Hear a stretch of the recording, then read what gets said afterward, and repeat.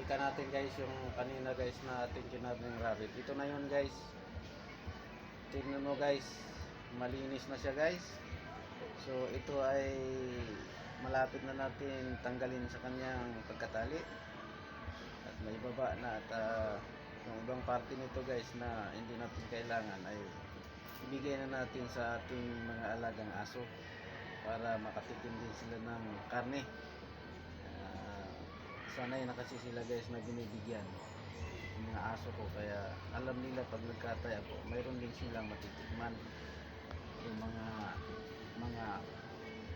mga paa na to ay ibibigay ko sa kanila to, tapos yung buntot ibibigay sa kanila, yung bitukan niya ibigay natin to sa aso guys.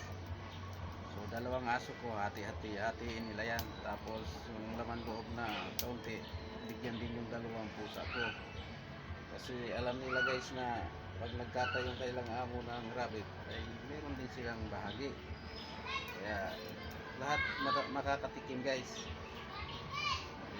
Ganun talaga guys ang may mga alaga, kailangan mapatikim daw nila itong special na karne guys.